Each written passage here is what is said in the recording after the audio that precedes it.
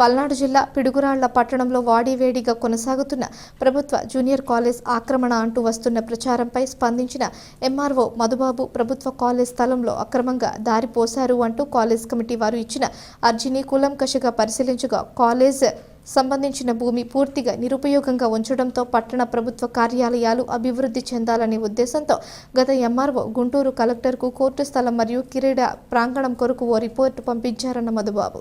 College స్థలంపై సుదీర్ఘ పరిశీలన చేసిన గుంటూరు కలెక్టర్ మీకున్న అభ్యంతరాలను వ్యక్తపరచాలి అంటూ కాలేజ్ కమిటీకి నోటీసులు పంపారన్న ఎంఆర్ఓ జూనియర్ కాలేజ్కి పంపిన నోటీసులకు కాలం గడుస్తున్నా సరైన సమాధానంతో స్పందించకపోవడంతో కలెక్టర్ జీవో ఎంఎస్ 570 ప్రకారం ఆయనకున్న అధికారంతో నిరుపయోగంలో ఉన్న భూమిని కొన్ని సర్వే అంకెల ప్రకారం 2019లో సబ్ డివిజన్ చేశారన్నారు. దీనిలో భాగంగా ముందస్తు అనుమతిగా క్రీడా వికాస కేంద్రానికి కొన్ని ఎకరాలను, కోర్టుకు మరికొన్ని ఎకరాలను కేటాయించగా 17 సెంట్ల భూమి దారి కోసం తీయబడినట్లు స్పష్టం చేసిన మధుబాబు ప్రభుత్వ కాలేజ్కి సంబంధించిన భూమిని ప్రైవేట్ వ్యక్తులు ఆక్రమించారని చేస్తున్న ఆరోపణలో వాస్తవాలు లేవన్న ఎంఆర్ఓ మధుబాబు ప్రభుత్వ కాలేజ్ భూమిని ఆక్రమించారు అంటూ పలుమార్లు కొన్ని కమిటీలు ఆధారం లేని ఆరోపణలను రోడ్డెక్కి రచ్చ చేస్తున్న తరుణంలో ప్రజల్లో ప్రభుత్వ అధికారులపై అపోహలు వెల్లువెత్తుతున్నాయి.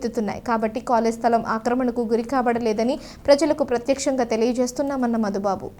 మీడియా మిత్రులందరికీ నమస్కారం. ఈరోజు మన పిడుగురాళ్ల పట్టణంలో ఉన్నటువంటి గవర్నమెంట్ జూనియర్ కాలేజీకి సంబంధించినటువంటి ల్యాండ్కి సంబంధించి మీరు కొంత క్లారిఫికేషన్ కావాలని అడిగిన మీదట మన రికార్డ్ దాఖలో ఉన్నటువంటి వివరాలని మీకు తెలియపరుస్తున్నాను ఫర్ పబ్లిక్ పర్పస్ ఆల్సో. ఈ మనకి 1982లో అప్పటి కలెక్టర్ గారు, అంటే అప్పటి గుంటూరు జిల్లా కలెక్టర్ గారు గవర్నమెంట్ జూనియర్ కాలేజీకి 9 ఎకరాల 54 సెంట్లు ఎలైనేట్ చేశారు. ఇప్పుడు 1982లో 9 ఎకరాల 54 సెంట్లు 342/892 సర్వే నెంబర్లలో ఎలైనేట్ చేశారు.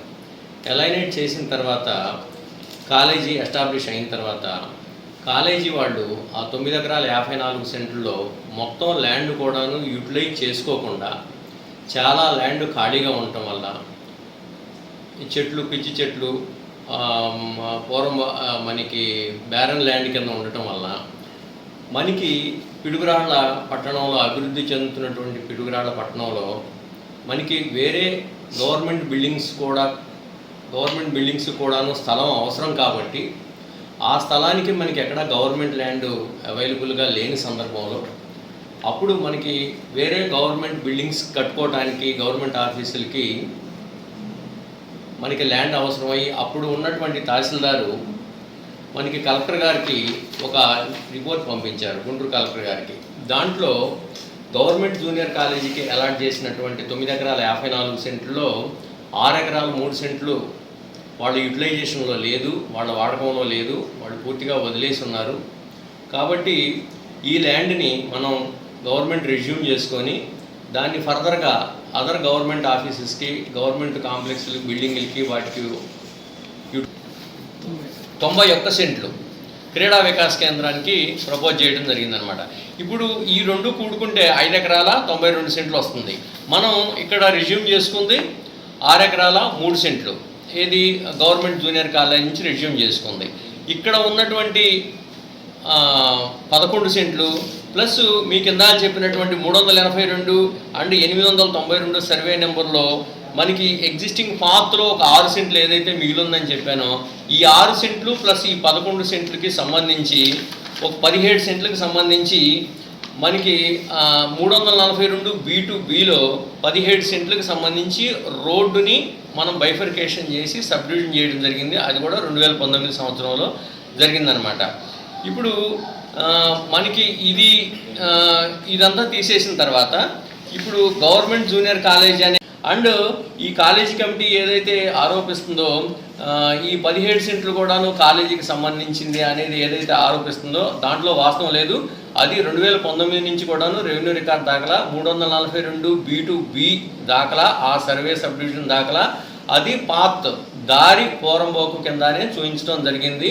ఇట్ ఈస్ నాట్ ఇది government no government land is occupied by private individuals. ఇప్పుడు ఏంటంటే ఈ 17 సెంట్లు అనేది ప్రైవేటు వ్యక్తులు ఎవరైతే ఆక్రమించారు, రోడ్డు ఫార్మేషన్ చేసుకున్నారు అని కాలేజీ కమిటీ ఆరోపిస్తుందో దాంట్లో వాస్తవం లేదు. ఇది గవర్నమెంట్ రికార్డ్ దాఖలా పాత పూర్వంబాకు వాళ్ళు చేసుకుందంటూ ఏమీ లేదు. దీనికి సంబంధించి మీ క్లారిటీ చెప్పడం కోసమని ఈ ప్రెస్ మీట్ ఏర్పాటు చేయడం జరిగిందండి. హాజరైన మీడియా మిత్రులందరికీ కూడాను థ్యాంక్ యూ, ధన్యవాదాలు.